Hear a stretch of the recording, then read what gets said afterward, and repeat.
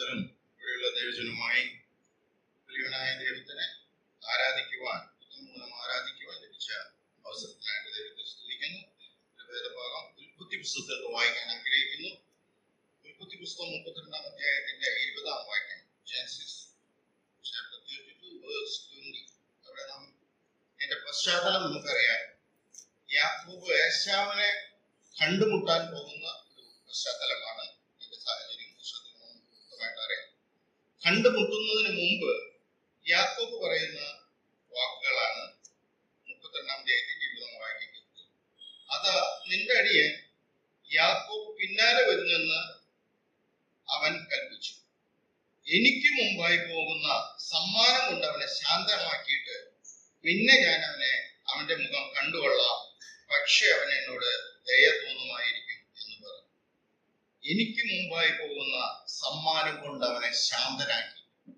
യാക്കോബ് ഏശാവിനെ കണ്ടുമുട്ടുന്നതിന് മുമ്പ് അവനെ നേരിടുന്നതിനെ അല്ലെങ്കിൽ അവനെ അഭിമുഖീകരിക്കുന്നതിനെ ഒരു മാർഗം കണ്ടെത്തുകയാണ്. ഒരു സമ്മാനം അയച്ചുകൊണ്ട് അവനെ ശാന്തനാക്കി, എന്നിട്ട് അവനെ ഫേസ് ചെയ്യാം.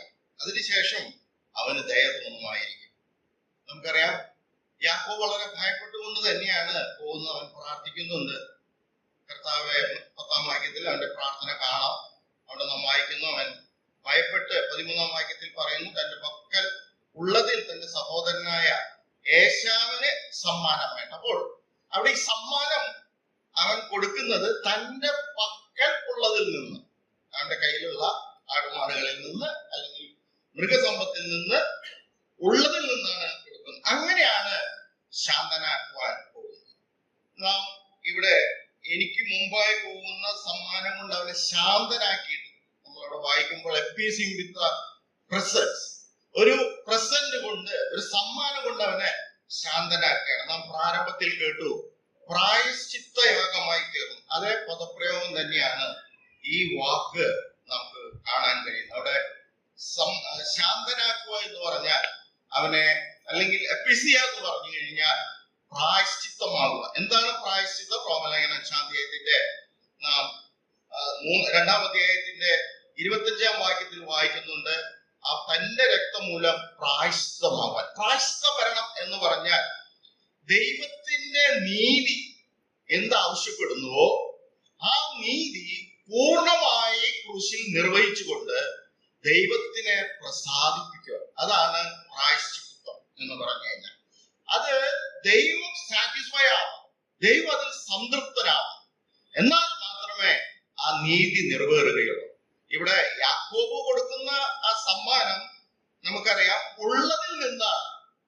അത് പൂർണ്ണമായിട്ട് അവന്റേതായ മുഴുവൻ കാര്യങ്ങളല്ല, എന്നാൽ ഉള്ളതിൽ നിന്നൊരു സമ്മാനം കൊടുത്ത് അവനെ ശാന്തനാക്കാൻ ശ്രമിക്കുക. എന്നാൽ ദൈവത്തിന്റെ നീതിക്ക് മുമ്പിൽ, ആ വിശുദ്ധമായ നീതിക്ക് മുമ്പിൽ എന്തെങ്കിലും കൊടുത്ത് ദൈവത്തെ പ്രസാദിപ്പിക്കുവാൻ കഴിയുകയില്ല. അവിടെ പ്രായശ്ചിത്തം എന്ന് പറയുമ്പോൾ ദൈവം പൂർണ്ണമായിട്ട് തൃപ്തിപ്പെടുന്ന, ആ ദൈവ വിശുദ്ധ നീതി എന്ത് ഡിമാൻഡ് ചെയ്യുന്നോ അതിനെ തൃപ്തിപ്പെടുത്തുന്ന ഒരു യാഗമാണ് പുത്രനായ ക്രിസ്തു അനുഭവിച്ചത്.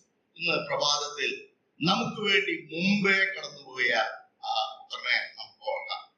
തന്റെ ഏകജാതനെ യാക്കോബ് ഏശാവിന് വേണ്ടി കൊടുത്തത് തന്റെ കയ്യിൽ ഉള്ളതിൽ നിന്നാണ്. എന്നാൽ ദൈവപുത്രനെ, ഏകജാതനെ അയച്ചുകൊണ്ടാണ് ആ ക്രൂശിൽ പ്രായശ്ചിത്ത യാഗമായി തീർന്നത്.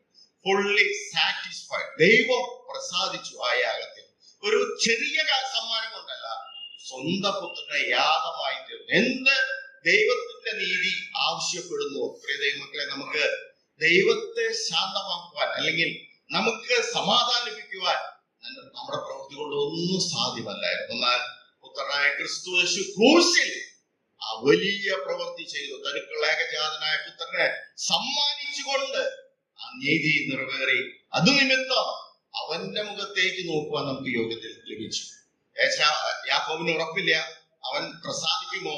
അവന് ആഗ്രഹമുണ്ട് മുഖം കാണണം, അവനെ നേരിടണം, അവനോട് നേരിട്ട് സംസാരിക്കണം, അല്ലെങ്കിൽ അവനോട് ദയ ലഭിക്കണമെന്ന് ആഗ്രഹമുണ്ട്. എന്നാൽ ദൈവത്തിന്റെ നീതി പൂർണ്ണമായി നിറവേറിയതുകൊണ്ട് ദൈവസന്നിധിയിൽ നമുക്ക് കടന്നു വരുവാൻ, ദൈവമുഖത്തേക്ക് നോക്കുവാൻ നമുക്ക് യോഗ്യത ലഭിച്ചു. ഇന്ന് പ്രഭാതത്തിലും നമുക്കത് ഓർക്കാം.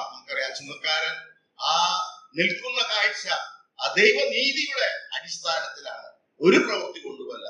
ഇന്ന് ഈ പ്രഭാതത്തിൽ നമുക്ക് വീണ്ടെടുത്ത് നമുക്ക് വേണ്ടി പ്രായശ്ചിത്തമായ ദൈവമായ യാഗത്തിൽ പൂർണ്ണമായിട്ട് സാധിച്ചു. ഇന്ന് നമ്മള് അടിമകളല്ല, ദാസന്മാരല്ല. എന്റെ സഹോദരൻ, നമ്മളെ സഹോദരന്മാരാക്കി തീർത്തിരിക്കുന്ന ആ വലിയ കൃപയോർക്കാം. ദൈവത്തെ മഹത്വപ്പെടുത്താം. ദൈവനാമം നിയമപ്പെടുമാറാണ്.